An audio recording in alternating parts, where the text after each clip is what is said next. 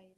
So we're going to get started here in just a few seconds, but I want to start by welcoming you to Dr. Angie's Place in a video series that we do monthly to just get out the information and spread the word about these incredible individuals that we work with. So we're going to get started. So officially, welcome to Dr. Angie Live in less than 10 minutes. So this is a video series that we do monthly where I give you a tidbit of information and try and get it in under 10 minutes. And when we were deciding about what I was going to talk about this month, we actually came up with two titles. So the first title you may have seen was, I Need to Regulate? What you talking about, Willis? Right? And the other one you might have seen was Autism and Meltdowns, the number one thing you can do today. So when we're looking at those two titles, we're talking about two things. We're talking about self-regulation and we're talking about meltdowns. Meltdowns being the key to this. Meltdowns being the thing that can make living with an individual on the spectrum so difficult sometimes in our ability to help them find and participate fully in life. So when we're talking about meltdowns, I'm not going to go into meltdowns completely today. I did a full 10-minute video on that a few months ago, and you can find that in my YouTube channel, and it was called Meltdowns versus Tantrums. But what I do want to say, so we can start this conversation with some information on what we're talking about, is meltdowns are different from tantrums. And so meltdowns come from that unconscious fight, flight, freeze response that comes from our instinctive response to go toward pleasure and away from pain. So it is not a conscious thing that's happening when someone's having a meltdown. Now, a tantrum can trigger or lead into a meltdown, starting with an I want and then a fighting for what I want, and then losing all sense of conscious control of the behavior and leading that into a meltdown. So when we're looking at that, meltdown is, almost by definition, a difficulty with one's ability to self-regulate their emotional, physical, behavioral state of being in a moment. So if we're looking at this thing called self-regulation, which is what we're talking about today, in correspondence to meltdowns, we got to talk about, well, what is self-regulation? So I'd like you to think of self-regulation in one definition that I found that I like, which is the conscious personal management of one's own thoughts, behaviors, and feelings to reach a certain goal. Now, when we talk about goals here, we're not talking about necessarily becoming the president of the United States or what I'm going to do when I grow up or finishing a book even. I'm talking about little minute-to-minute, day-by-day goals that we all do, right? So we'll say things like, oh, I'm going to go sit in this meeting, and my goal is to not fall asleep in this meeting and pay attention. That's a goal. And we have to self-regulate during that meeting, our emotions, our feelings, our behaviors, so that we can reach that goal. So even if the goal is as little as, we're at a restaurant, they brought me mac and cheese. This doesn't look like the mac and cheese I get at home. And I'm going into this fight, flight, freeze response. How can I control that? How can I regulate that? And just go, I'm just going to try and deal with this mac and cheese, right? It can be as simple as routine, right? So there's been a disruption in the routine. So I go to school, there's a substitute teacher. It's not my regular teacher. How do I regulate this? How do I not freak out? How do I stay in my seat? Those are the kind of goals we're talking about that we are allowed ourselves to reach by being able to regulate our emotional behavioral status in a given moment, right? So what's going on for a lot of these kids, and you parents and educators who have kiddos on the spectrum will agree with this, is that they have a difficult time self-regulating, right, from themselves. So what we end up doing as their loved ones, their caretakers, their parents, even their therapists, is that we end up trying to regulate the environment, right? Because they are triggered by their external environment. So trying to make it not too loud. Well, how many kids are going to be at the party? Well, make sure we pack these certain foods in case they don't have the right thing. No, he needs to sit in the middle of the seat. We're organizing. We're project managing all the time in an attempt to regulate them from outside of self, right? So this is something we're striving for them. But how often do we as parents, educators, occupational therapists maybe even react to these kiddos in a way that we immediately regret. Whether we're yelling, we're losing our temper, we're slamming a door, we're pulling their arm a little bit harder than we should. We're talking at them like as if they can understand this rational state of being we're trying to explain to them. So we aren't regulating all the time. So we need tools to self-regulate, so we can determine how we're going to respond instead of react to these kiddos. So I know your question. So, Dr. Angie, hey, that's not what I tuned in for. I want to know what I can do today. All you can do today is do something with self. You can't do anything today in this 10-minute thing to go work on your kiddos necessarily, right? But you can always change yourself. It's difficult to change others, but you can always change yourself. But then you're saying, Dr. Angie, so how does this affect my kiddo? How will this help? Well, have you ever walked into a room and no one's saying anything, and you feel the heaviness of the room? You feel the tension. You can tell something has just gone on there.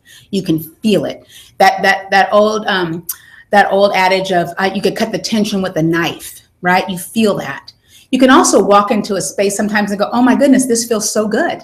Here at my office at Dr. Angie's place, we time and time again, kiddos come in who are on the spectrum, and parents will say they never just go and run around the office or run around someplace when we're there. They always stick right next to me, but they come into my place and it feels good. It feels accepting. The parents like it. I spend time and energy helping to make that space feel that way on how I'm showing up and the people who work in my office are showing up, right? So empowering ourselves with the tools to self-regulate is the absolute first step, something you can do today to be able to then down the line be able to give those tools to your beloved one or your student, right? So as a licensed Davis autism facilitator and coach and licensed Davis autism workshop presenter, I work with groups of individuals in workshops, intensives here in the office or online, and also in ongoing 3-month and 6-month programs. And whether I'm doing an intensive here in 2 or 5 days, or whether I'm doing a more prolonged, in-depth group coaching workshop with them over 3 months or 6 months, the very first thing we do is give the parents tools. We give the parents tools so that they can show up in a manner that's going to invite their child, their individual, their student into working with them, right? So when we do that in the workshop settings I do here, it's super quick, it's super easy. We have just a detailed thing we go through really quickly. We can do that in about 30 minutes with somebody. But if you are not in a workshop, or you're not coming to see me or another Davis facilitator for those types of tools, I want to give you a couple of things that you could actually do today, right? What can you do now? So what we're talking about is you taking control of your emotions. I wrote a book called The Everyday Parent Fix-It Parent Manual. You can actually download that on the website, drangiesplace.com. And what we talk about in there is something about emotions. And you may not realize it, but nobody can make you mad or sad or happy. That is an inside job, right? I've seen bumper sticker that says happiness is an inside job. So is anger, rage, all of that's coming from inside of you. So I know it's not how the kid is acting that is creating an emotion in you, because you may be acting one way, someone else is acting another, but the kid's acting the same way. Now, I went and I saw this play. It was called The Curious Incident of the Dog in the Nighttime. And it's about a kiddo with very high functioning autism and the world from his perspective, the overwhelmingness of it, and from the other people outside of it, their perspective. And the mother's reading a letter she wrote to him in one part of this. And in the letter, she's saying, why was it always easier for dad to work with you than for me to work with you? You seem so much easier around him than you were with me. And what I know is that a lot of that has to do with the way we as the parent or facilitator, therapist, educator showing up. They will respond to our energy and our movements and our thought patterns, really, because that becomes emotion, and that emotion is portrayed within our body. They are reacting to that. So let me give you a couple of little tools you can do today. I've got 45 more seconds, right? First thing you can do is breathe. I know it sounds simple, but a deep breath in, hold it now. What we know scientifically is that when you take a deep breath in, you increase the airflow into your lungs, into the air sacs called the alveoli, which sit at the base of the lungs. And as those are where gas exchange occurs. And the more air that comes in, the more oxygen that is released into the bloodstream. That oxygen in the bloodstream oxygen comes to the brain. And we know that oxygen flooding the brain gives us the feelings of stress release, calmness, and euphoria, right? So taking a deep breath does that. In addition, what you can do is you can let go. Just let go. So find in your body any place that you may be feeling tension or that's my 10 minutes. You guys will get to know I always go a little bit over, but bear with me, right?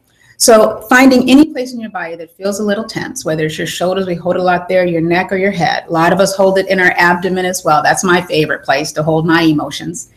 And when you take that deep breath in, just kind of scan your body mentally and release any of that you're feeling. Yeah.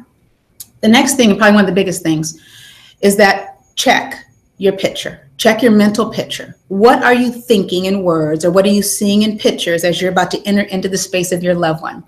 If what you're thinking or feeling is, oh my God, what's going to happen? This is always so hard. Life is so difficult.